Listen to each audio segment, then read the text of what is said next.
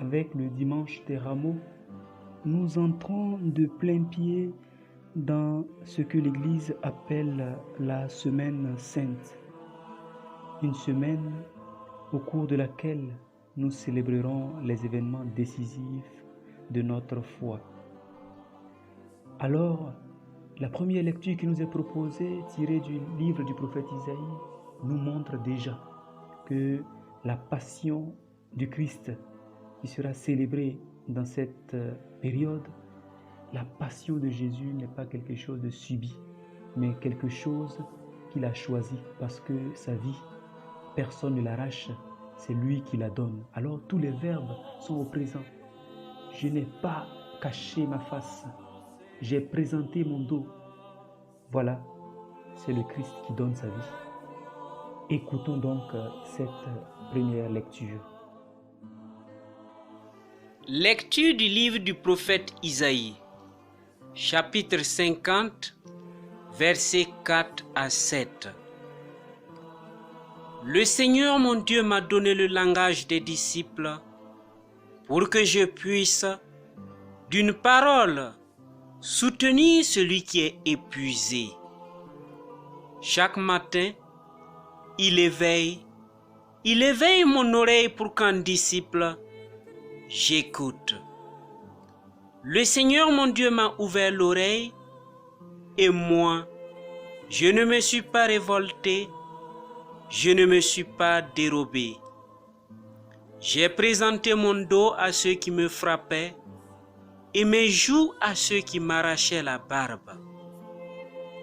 Je n'ai pas caché ma face devant les outrages et les crachats. Le Seigneur mon Dieu vient à mon secours. C'est pourquoi je ne suis pas atteint par les outrages. C'est pourquoi j'ai rendu ma face dure comme pierre. Je sais que je ne serai pas confondu.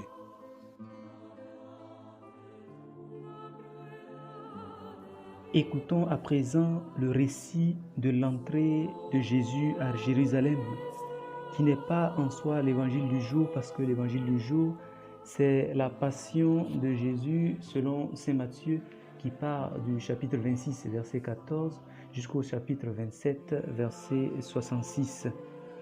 Nous nous contenterons du récit de l'entrée à Jérusalem pour notre cheminement en marche vers Pâques. Évangile de Jésus-Christ selon saint Matthieu, chapitre 21, versets 1 à 11. Jésus et ses disciples, approchant de Jérusalem, arrivèrent en vue de Bethphagée, sur les pentes du mont des Oliviers. Alors, Jésus envoya 2 disciples en leur disant : « Allez au village qui est en face de vous. Vous trouverez aussitôt une ânesse attachée avec son petit. Détachez-les et amenez-les-moi. Et si l'on vous dit quelque chose, vous répondrez : le Seigneur en a besoin. Et aussitôt, on les laissera partir. Cela est arrivé pour que soit accomplie la parole prononcée par le prophète. Dites à la fille de Sion : voici ton roi qui vient vers toi, plein de douceur, monté sur une ânesse et un petit âne, le petit d'une bête de somme. Les disciples partirent et firent ce que Jésus leur avait ordonné. Ils amenèrent l'ânesse et son petit, disposèrent sur eux leurs manteaux, et Jésus s'assit dessus. Dans la foule, la plupart étendirent leurs manteaux sur le chemin. D'autres coupaient des branches aux arbres et en jonchaient la route. Les foules qui marchaient devant Jésus et celles qui suivaient criaient : « Hosanna au fils de David ! Béni soit celui qui vient au nom du Seigneur. Hosanna au plus haut des cieux. » Comme Jésus entrait à Jérusalem, toute la ville fut en proie à l'agitation et disait : « Qui est cet homme ? » Et les foules répondaient : « C'est le prophète Jésus de Nazareth en Galilée.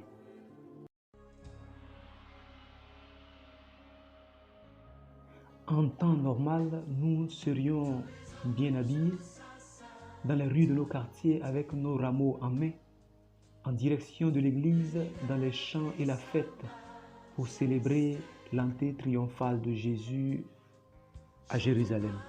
Cette année, ce n'est pas le cas. Et c'est bien là que se trouve le premier défi à relever en ce jour. Alors, partout où il y a des chrétiens catholiques pour qui ce jour est un jour de fête véritable, alors on veut voir devant chaque cour, chaque maison, des rameaux accrochés. Chaque membre de la famille cherchera une branche verte et l'attachera, pas sur la porte de sa chambre, mais sur le portail de la maison pour que les gens voient et s'interrogent et nous demandent, mais qu'est-ce qui se passe aujourd'hui? Alors nous pourrons dire, pour nous aujourd'hui est un jour de fête. Pour nous aujourd'hui, c'est le début d'un grand événement qui a changé le cours de l'histoire. Aujourd'hui, c'est la fête des rameaux. Le deuxième grand défi consiste à préparer en ce jour le lieu de la beauté, le lieu du rendez-vous quotidien que nous vivrons dans ces jours de montée vers Pâques. Et là où il y aura des familles constituées, il serait bien que tous les membres de la famille, chaque membre de la famille participe à la préparation et à l'organisation de ce lieu de rencontre, de ce sanctuaire de la famille. Et même si les enfants ne comprennent pas et qu'ils jouent avec, ne vous préoccupez pas, ça leur restera gravé dans la mémoire et un jour, ils se poseront des questions sur ce que vous devez faire en ce jour-là. Il faudra trouver un espace dans la maison, un angle où chaque membre de la famille pourra avoir sa place, préparer une table, avoir une nappe dressée et commencer à sélectionner les objets importants, les objets de piété que nous voulons déposer sur notre table, sur notre lieu de la beauté, sur le lieu du rendez-vous quotidien de la famille. La croix, la parole de Dieu, des bougies, une image de Jésus à la place de la croix et enfin se donner rendez-vous pour ce soir. Une heure fixe, un rendez-vous à ne pas manquer pour aucun membre de la famille, pour aucune raison.